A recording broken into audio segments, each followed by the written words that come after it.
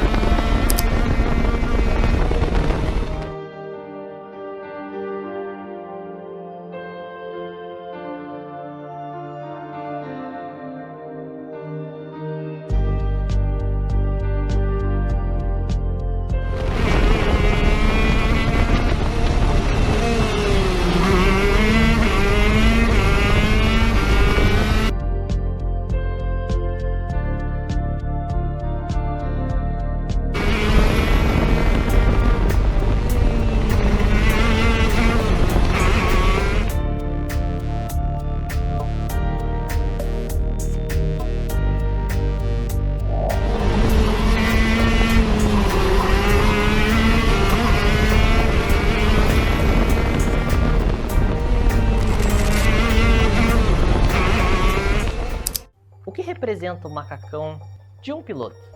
Para mim, representa coragem, responsabilidade para certas coisas e também ele carrega um peso, uma história. Normalmente quando você vê os macacões nos quadros, seja no próprio acervo dos autódromos ou nos museus, aquilo carrega um peso, uma história, um simbolismo. E eu vou contar para vocês no vídeo de hoje uma história de quem que é esse macacão, o que ele tem a ver com o autódromo e como que essa mini relíquia do automobilismo brasileiro aqui foi parar na minha mão. Primeiramente, de quem é esse macacão? Esse macacão aqui pertenceu a um piloto, ex-piloto, né? Hoje ele é empresário, chamado José Pedro Larriera, ou Pedro Larriera, como ele é mais conhecido. A história dele no automobilismo começa em 1992, correndo de kart, quando ele era adolescente. Depois ele correu também em outras categorias, como a Fórmula 4, a Fórmula Chevrolet e a Copa Clio. São categorias que estão extintas, né, infelizmente, hoje em dia, mas que eram muito representativas no final dos anos 90 e no comecinho dos anos 2000. E no intervalo ali entre o calendário das provas, ele também dava aulas de pilotagem na escola do Roberto Manzini. Pedro era um grande prodígio na pilotagem e isso levou ele a ser convidado com um grupo bem seleto de pilotos para correr na pista particular do piloto Ayrton Senna, lá na chácara que ele tinha em Tatuí, no interior de São Paulo. Isso foi em 1994, exatamente 40 dias antes dele falecer, né, naquele fatídico 1º de maio. E foi justamente nesse dia que o caminho dos dois se cruzou. O Larriera até contou um pouco sobre essa história, né, alguns podcasts e entrevistas que ele concedeu tempos atrás, quando perguntaram para ele sobre o histórico dele como piloto. Segundo ele, naquele dia, Senna chegou de manhã lá, de avião, andou de jet ski, andou lá bem tranquilo, bem à vontade, estava num dia de folga, né, de descontração. Depois ele almoçou com eles, exatamente a mesma comida ali que todos estavam comendo. E de tarde ele colocou o macacão e pediu para os meninos se ele podia pilotar o kart deles. E cada um dos karts ali que ele pilotou, que ele dava as voltas na pista, ele colocou 2 segundos de tempo em cima dos tempos que os pilotos estavam fazendo. E tinha campeão brasileiro de kart, campeão paulista de kart entre essa lista de pilotos convidados. E como diz o próprio Larriera, quem entende de pilotagem sabe que nesse caso aí 2 segundos é como se fosse um mundo, literalmente, para quem está dentro da pista é bastante tempo. Depois da aula na pista, Pedro teve o seu encontro com Ayrton Senna. Lá dentro ele viu aquele capacete que ele usava da Esquadrilha da Fumaça e ele ficou obcecado, né, por aquele objeto. E aí ele ficou sem jeito, né, de pegar no capacete e o Senna viu, olhou para ele e disse: vai lá, fica à vontade, pode pegar. E naquele momento ele pegou o capacete na mão, olhou e tudo mais, e depois eles até trocaram uma ideia e tiraram uma foto, né? Eu vou colocar na tela aí para vocês. Inclusive, essa foi uma foto que ele disponibilizou também numa das entrevistas que ele concedeu para comprovar toda a história. Pedro cresceu e se manteve focado na sua carreira no automobilismo. Em 1996 ele se muda para a Itália, vai morar na casa de amigos, na família, e ele divide o tempo dele entre as corridas e o trabalho. E naquele ano ele disputa o campeonato mundial de kart na pista de Solgarda. E eu não encontrei muitos arquivos sobre essa corrida, mas você encontra alguns vídeos sim na internet, os próprios arquivos da FIA mesmo, né, da Federação Internacional de Automobilismo. Eu vou colocar na tela aqui para vocês verem uns takes, é insano demais eles disputando essas corridas. E no vídeo vocês também conseguem ver o outro colega dele, que é o piloto italiano Sandro Marra. Então eis a origem do macacão, é exatamente o macacão que ele usou para competir e defender o Brasil no Campeonato Mundial de Kart em 1996 na Itália. Em 97 ele volta para o Brasil a pedido da sua mãe, que ela queria que ele finalizasse os estudos, né, e cede a vaga para o companheiro Rubem Carrapatoso, esse que foi um piloto que foi no ano seguinte, em 98, campeão mundial de kart. Insano, né? Realmente foi um feito bem histórico. Aqui no Brasil, Pedro Larriera seguiu carreira no automobilismo disputando em categorias regionais, como a Fórmula Chevrolet e posteriormente a Copa Clio. E por vezes também pilotando carros de outras categorias, como o da Fórmula 4, né? E ele pilotava também com a equipe de engenharia da Universidade Tuiuti. Inclusive foi nesses rolês que ele conheceu bastante gente aqui da cidade de Curitiba, como o próprio Lolo Perdomo, que também é uma figura histórica, né? Eu gostaria muito de poder trazer ele aqui também no canal um dia pra gente poder trocar uma ideia. É um cara que tem bastante conhecimento não só do mundo da engenharia mecânica, como também do automobilismo por si.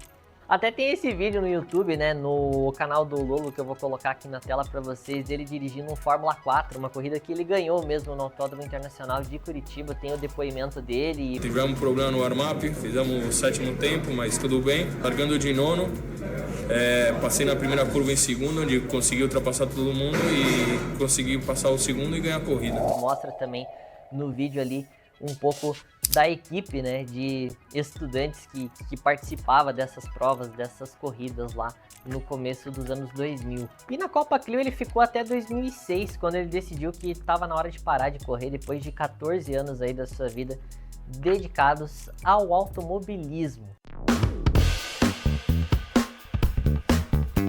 Honrando o legado de sua família, ele faz uma sociedade com seus dois irmãos e abre uma empresa de carnes. Os pais dele já trabalhavam com isso antes, então aí ficou uma questão realmente de honrar o legado da família. E em 2011, ele abriu uma empresa de carnes lá em São Paulo, uma loja que existe até hoje, que se chama Carnes del Sul, a famosa carne uruguaia. E ele foi um empresário bem sucedido nesse ramo, até inclusive a maioria das entrevistas que ele deu nos últimos anos em alguns podcasts foi justamente mais relacionada à parte dele como empreendedor do que propriamente no automobilismo. E ele também é uma das mentes por detrás desse jipinho simpático que vocês estão vendo aí na tela, que é o Jeep Quati, que foi produzido pela Engimakers em parceria ali com os alunos do curso de engenharia da universidade. Vocês encontram mais informações sobre esse carrinho na enciclopédia online dos carros, o Lexicar Brasil. A Engimakers, que além de viabilizar a construção desses protótipos, também já atuou no automobilismo em algumas categorias como equipe de competição. Até inclusive procurando no YouTube nas minhas pesquisas eu encontrei um vídeo deles na categoria GT4.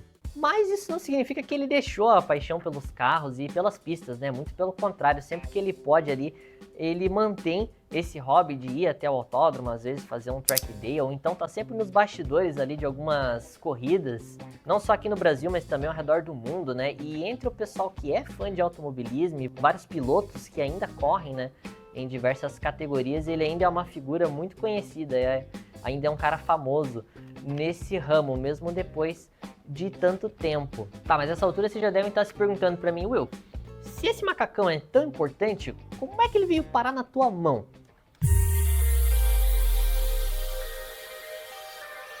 Aí é uma boa história, porque esse macacão aqui, ele fazia parte do acervo do Autódromo Internacional de Curitiba. Ele foi dado de presente pelo Pedro Larriera ao amigo, o Neto, que era um dos dirigentes do autódromo e filho do presidente do autódromo. E ele deu esse macacão de presente para ele, para um acervo que ele estava montando, que ficava em exposição no autódromo. E infelizmente, um ano depois que ele deu o macacão de presente, o neto veio a falecer. E esse macacão acabou se perdendo, né? Assim como alguns dos itens que ficavam lá no autódromo depois do seu fechamento em 2021, mas tempos depois a gente viria a descobrir que na verdade ele foi guardado pelo irmão do neto e de alguma forma veio parar na mão de um amigo meu. E quando eu fui na casa dele para fazer um vídeo, a gente gravar um carro, quando a gente terminou a gravação, ele chegou para mim com um quadro assim na mão, exatamente esse quadro que vocês estão vendo aí na tela, e ele me disse: ó, eu tenho um presente para você, se você quiser. Eu tenho alguns desses macacões aqui e eu não tenho um espaço para colocar. Eu sei que você é um cara que gosta de corrida, que gosta de automobilismo, que gosta de carro. Eu sei que você vai cuidar dele. Quem sabe você consiga encontrar o piloto e descobrir um pouco mais sobre a história dele, porque eu não tenho esses dados aqui para te passar. E na hora, né, eu peguei com as duas mãos, cheguei em casa aqui com o quadro. Ele ficou uns dias ainda pendurado na garagem para daí a gente mexer com ele, né, limpar o quadro e tudo mais. E aí eu peguei o macacão e fui tentar descobrir quem que era o dono dele. Foi um trabalhinho de pesquisa ali na web, porque muitas das informações já são antigas, a gente não consegue verificar se é verdade ou não, até que eu consegui chegar que esse macacão pertencia realmente ao Pedro Larriera. E aí foi um trabalhinho para entrar em contato com ele, mas eu consegui, ele respondeu a minha mensagem e confirmou toda a história. Então tudo isso que eu estou contando para vocês, além das pesquisas que eu fiz, foi confirmado pelo próprio Pedro Larriera, que esse realmente era o macacão que ele tinha usado lá nos anos 90 e que tinha toda essa história por detrás. It can be a front or a rear, whatever they like, but they're not allowed to replace two fronts or a front and a rear or two rears. So only one new tire for the second race. E quando eu peguei esse macacão para trazer para cá, eu nem imaginava, né, a história que ele tinha e tudo mais, e inclusive propriamente a história do Pedro Larriera, né, como um piloto e não como empresário. Até eu fazer todo esse trabalho de pesquisa, eu ainda não tinha ouvido falar dele, embora seja um fã de automobilismo, sempre acompanha as corridas e goste de carros também. Eu sou de uma geração póstuma a que ele corria, né? Ele encerrou a carreira dele quando eu era criança, então se não fosse esse trabalho de pesquisa, eu jamais saberia que ele existiu e os feitos dele no automobilismo brasileiro. E agora que eu descobri, eu realmente fiquei fã do cara, né? E toda a história, e eu senti o desejo de trazer esse macacão aqui e mostrar para vocês essa relíquia e contar um pouquinho da história que eu descobri por detrás desse objeto aqui.